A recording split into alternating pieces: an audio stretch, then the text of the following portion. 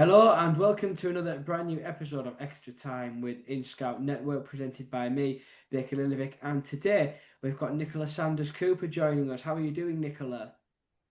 I'm very well, thank you, Baker. Thank you for having us on. I really appreciate you reaching out. No, we're glad to have you on, and we're looking forward to hearing all about your journey because what we love about this series is everybody's journey is different. So we're looking forward to hearing all about yours today.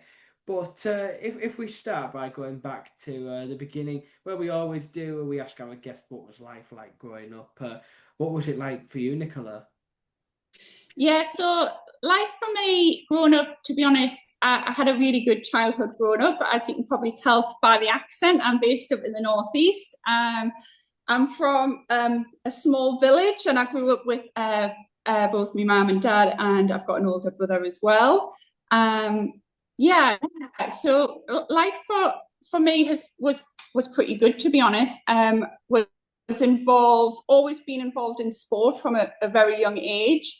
I used to dance, and then I also played netball, but my brother used to play football. So football was always in our household as such. And, we had season tickets to Newcastle United. So football's and sport in general has always been kind of key to our childhood kind of growing up. My parents, are, both very hardworking, and we come from a business kind of background. My dad had his own business, so the business aspect of things has been kind of drilled into me from a very young age. And I feel like it's probably from my dad, kind of as we've grown up, that has probably, made me into the kind of the person that I am today. I was going to ask that actually about kind of football because it's a football series, this, and you have got an important role at the football club, which we'll touch upon later on. But yeah, I was going to ask about that. Was there always that love for football then? But you've just answered that for us there. Yeah, like I say, I've always had a love of football. I've never played me, I've never played football myself, but there's always been that love there. I have an older brother. I got dragged along to go and watch him play football. So, and I think that's probably where it kind of started. And then, and it was something that me and my brother used to do. We used to hang out with his friends playing football. I was never any good, so I always ended up going down the dancing or the netball route. Okay. I guess, and like we've had on the series, we've had people that haven't played because it's not for everyone. You can be very successful in it without playing. So we'll come to that again later on when we talk about your role that you do now. But yeah, in terms of business, then I know you mentioned there that, of course, coming from a background in business, like a family that were involved in business. How did it kind of come around for you? Then was it just kind of there for you, given what you mentioned about your family just then? No, so to be honest, my background is a little bit different. So I used to be involved in sport. That was always my interest. When I went to uni, I did a degree in sports development, and then I did a master's in international sports management. And I always said that that was what I wanted to do. I wanted to be in sport. However, I was a women's sports development officer, and then I moved over to the States where I was a regional sports director of a multi sports camp. But unfortunately, I then got a call to say that somebody needed to come back and help and work in the family business. And at the time, my brother was also in America, and it was just easier kind of for me to come back. So I ended up coming back, and I always said to my dad, yes, I'll come back and help you, but it's going to be for a very short period of time. However, 13 years later, I was still there. And so, yeah, my background was completely different. I went into the waste and haulage industry with kind of no experience at all of that industry. At the time, I probably considered it a bit of a step back, because I thought, well, I've gone through years of uni, this is not what I wanted to do. I could have came into this job at 16, like have I wasted a few years of my life. But now on reflection, as I've got older, I've faced so many challenges in business that I just think potentially may not have got that experience. if I'd stayed in the industry that I was in at the time. You know, going through business, and especially a family business, you know, it's intense. And you know, a lot of people can, you know, click off at like 5 o'clock, whereas when you're in a family business, it's constant, you know, and the arguments do happen. You know, you've got to, at the time, you know, I was you know, working with my dad during the day. We would have a few little, you know, discussions, or a few little fallouts, and I had to go home and, you know, sit around the table and have my tea with them. So yeah, but now, once we were in the waste and haulage industry, we diversed into tourism, and that's where I am now. I'm currently managing director of a holiday park up in Northumberland that we own. And yeah, that's going great as well. You know, we live in an area of Ashington is an area of high levels of deprivation, and we just kind of seen a bit of a gap in the area of some unused kind of land. And we decided, you know, it used to be a caravan park, but unfortunately it closed down. And we thought, oh, there's a little bit of a gap there. We'll find out who's got it. And then we realized that was through the local authority. So we reached out to them, and yeah, and then the business has developed kind of from there. But unfortunately, we opened during COVID. So again, that was another setbacks, but it's, you know, the business has been great for the area. You know, it's got a really good community vibe and great for tourism to the area, which is fantastic. You know, Southeast Northumberland gets a little bit of a bad reputation. You know, it's known for like kind of antisocial behaviour. So we really like work with our local partners to regenerate the area and bring tourism kind of to Southeast Northumberland, which is great. So yeah, I'm really proud of the business. I'm extremely proud of, you know, of all my staff, because without the staff, you know, we're literally nothing, to be honest. So I'm really grateful for all the staff that I have to help drive the business forward. It kind of all like just happened then without anything. So it just kind of all fell into place and happened really, like, with getting into business.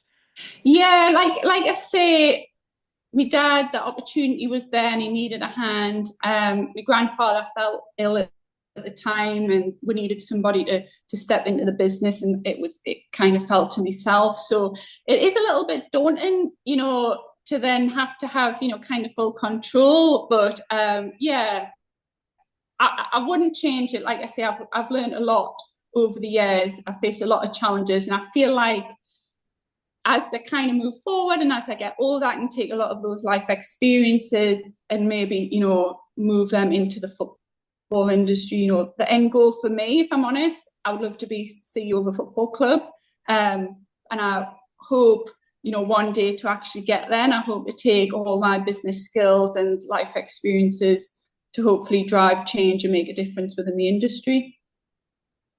Well, that leads us on perfectly because I was going to ask, can you explain your role at Ashington FC to people now, the role you do, and how the journey kind of to fell to be back in football again, and how you kind of got back into the sport route. I know you said you always had a keen love for it, so explain a little bit about the role you do and how it kind of came about really in the road leading up to that. Yeah, so my role currently at Ashington EFC is I'm currently chair of the club. You know, we're a Step 4 club. We're in the Northern Premier East Division, so which is a Step 4 club. But yeah, how that kind of came about was, like I mentioned to you, I've always wanted to be back into sport, and I'd always said to my dad I would like to try and get in there, but at the time it wasn't really the time for me to step away from the business.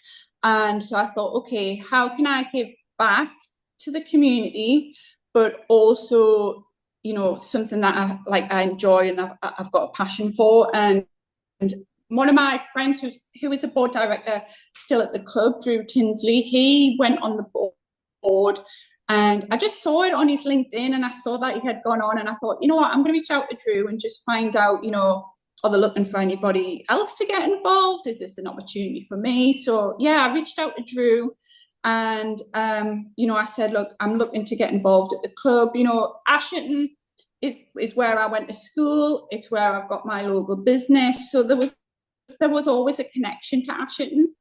And yeah, so and Drew was really positive, and I spoke to the chair at the time, and we decided that it would be great for me to go on as a board director, but it was to help with kind of the growth of the club in regards to sponsorships and commercial aspects of the club. So as I mentioned before, Ashington, is an area of high levels of deprivation, and the club used to rely really heavily on its community and its supporters, which is fantastic. Our community and our fans are unbelievable at that club. And I always say that Ashington is nothing without the fans and without the unbelievable volunteers that we have at that club. Everybody at that club is a volunteer. And it's really great club to be involved in. So I went there to help with the commercial growth. And then about 4 months into that role, our chair stepped down, and we were looking for somebody to kind of take his place. And that's where I kind of saw the opportunity. I was a little bit reluctant at first on, is that something, I've only been involved in the club for about 4 months, is it a bit soon for me to get involved, as chair? But I also thought, opportunities don't come around that often. So I decided to take it in kind of like a co-chair position. So we did that for a few months, and then I went in as interim chair, and I'm currently still chair at the moment. So I went chair partway through last season. So this is technically my first full season as chair.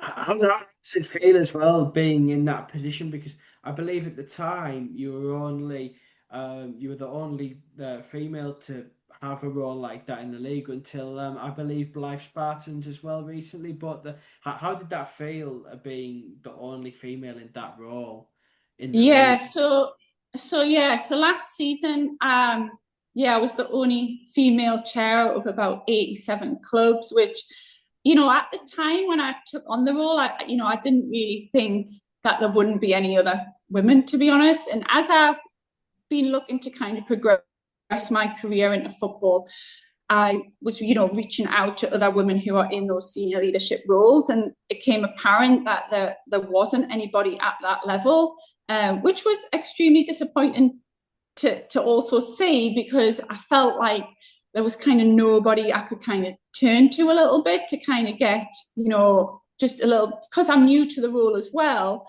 new back into the industry. I felt like, was there really anyone I could really kind of turn to? But that, I networked like crazy, and I managed to speak to a lot of women who are in senior leadership positions, up the pyramid, up and down the pyramid, which was, fantastic for my professional development as well, and my networking. But and then this season, Blyth Town came up, and thankfully they have a female chair. So I'm now one of two female chairs. Yeah, which is great. But I do think there is a gap, a distinctive gap within the industry to maybe encourage females on boards, and also definitely in the chair positions. When I go to football clubs, straight away everybody always presumes I'm the secretary, but I think that's maybe just, I always say, you never judge a book by its cover.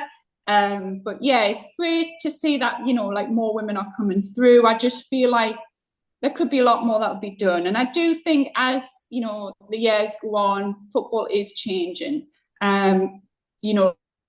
I just think maybe they could do with a few more people like me who, are outside the industry, fresh perspectives, new ideas. I just hope that, those opportunities still continue kind of moving forward.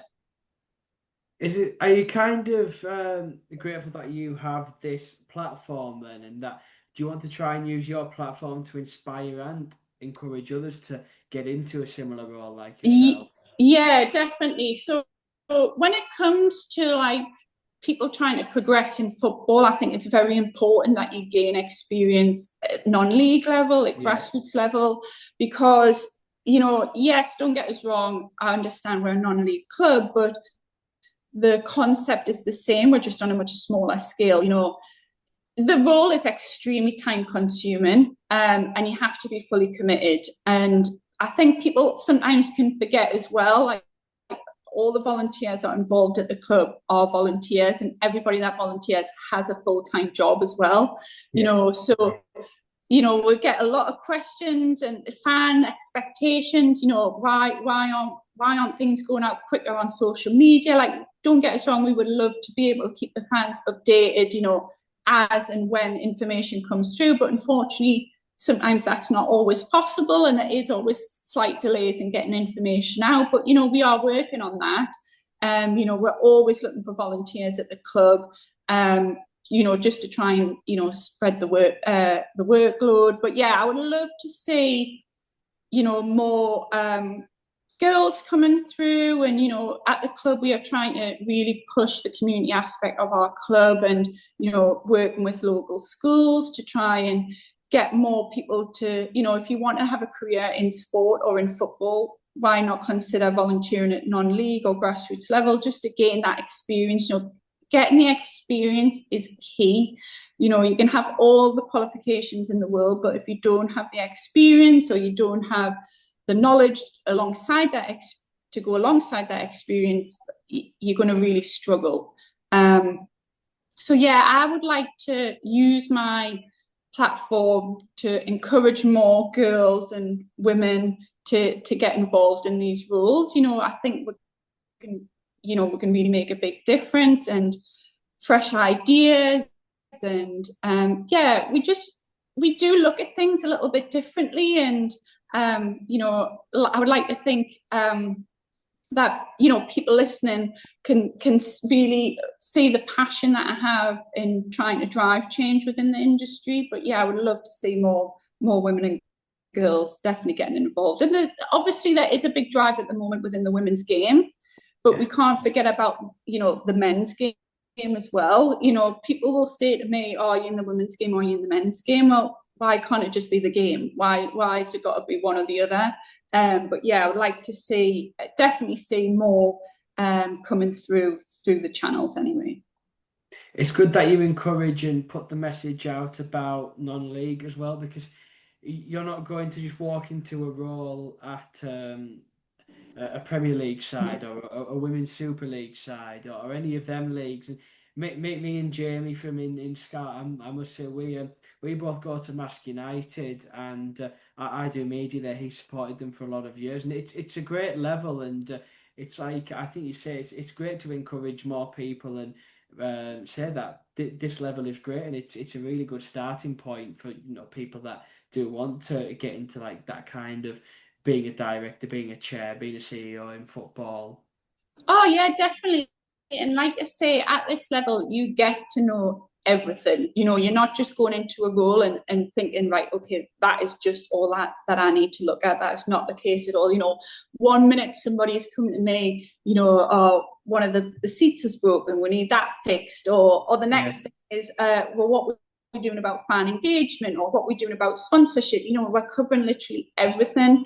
And at the football club as well, like I say, the volunteers and the supporters are like unbelievable, and without them we are nothing. But we have to also ensure sustainability at the club as well.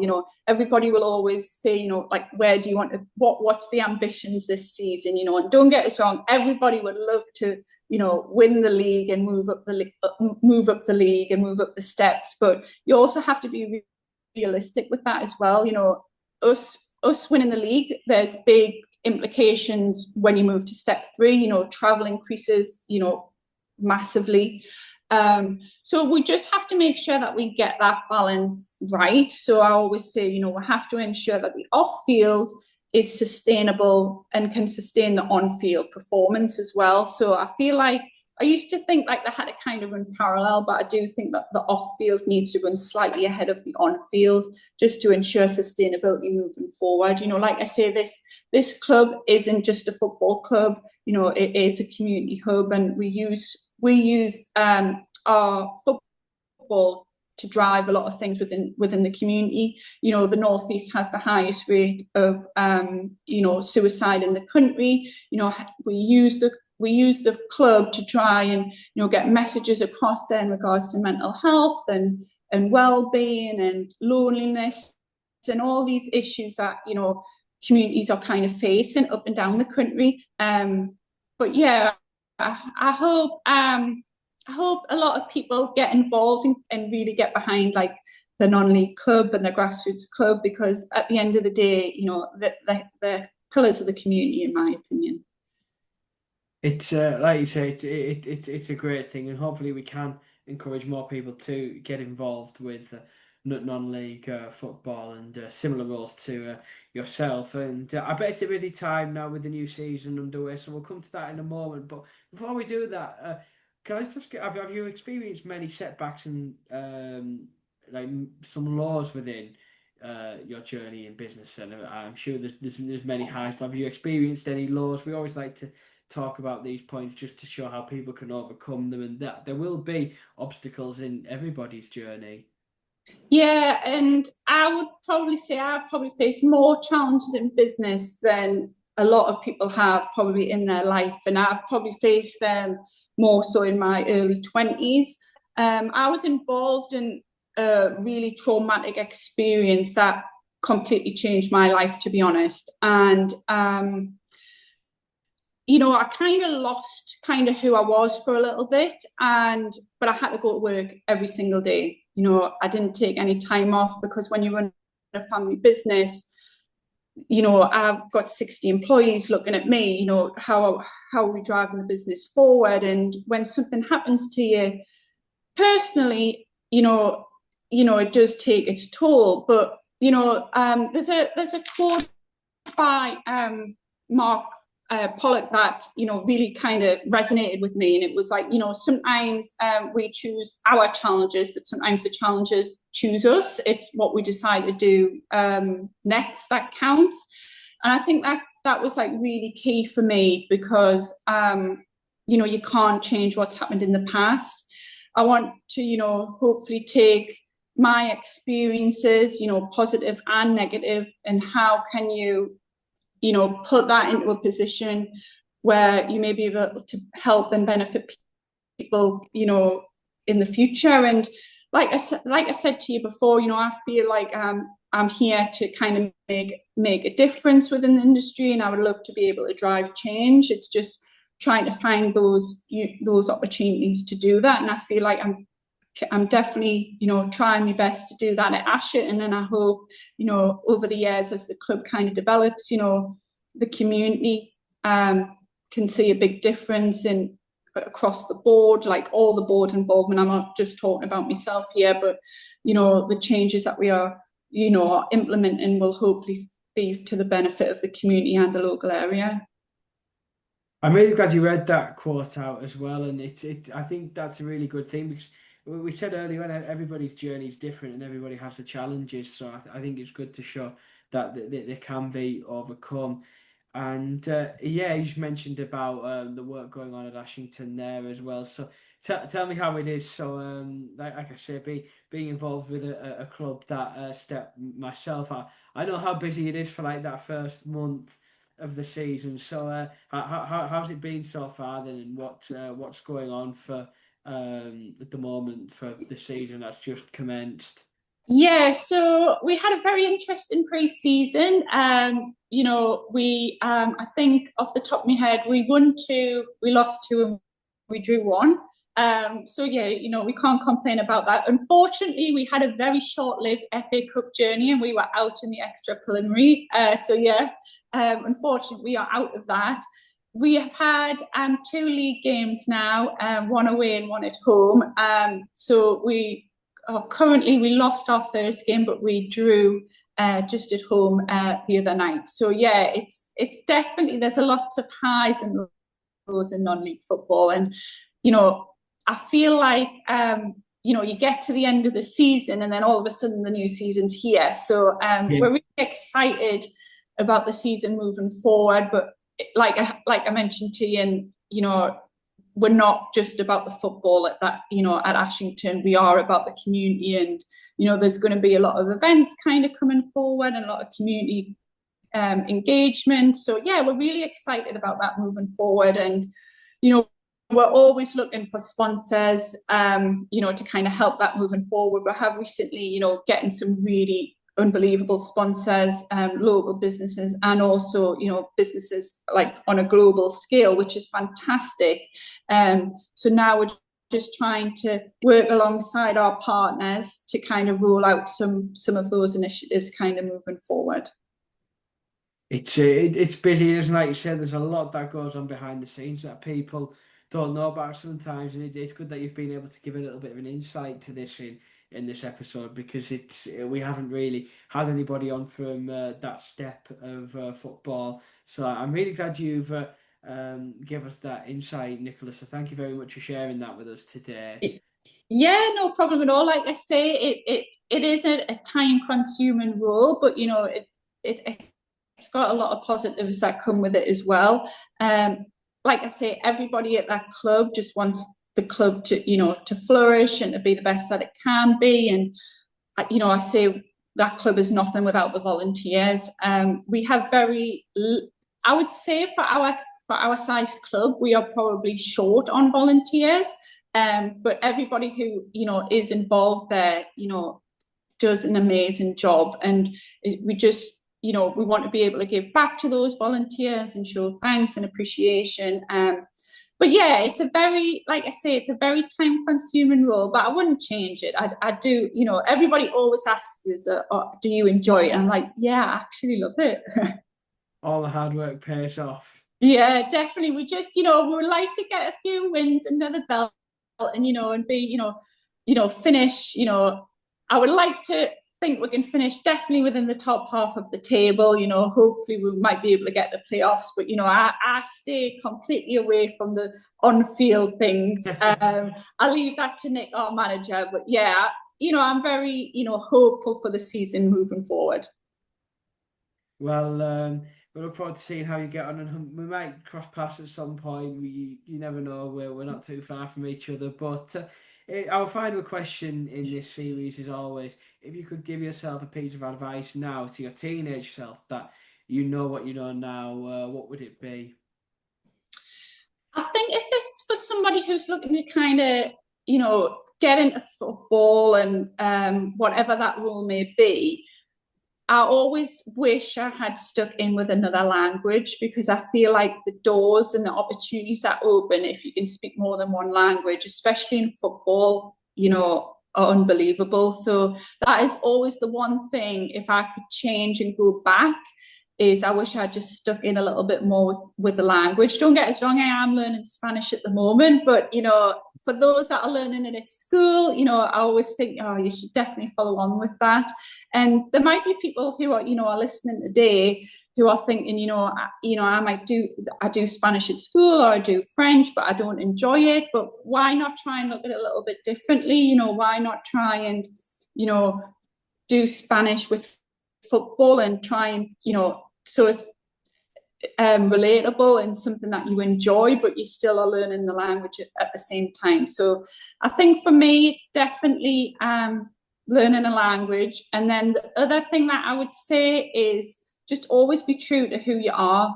There's a lot of people out there who try and they think that is what people want to see, but there's only so long that you can wear that mask for. You just be your authentic self. And if you apply for a role and you don't get it, then that doesn't necessarily mean that you are doing anything wrong. You just might not be the right fit for them, but there will be somebody out there who will want you.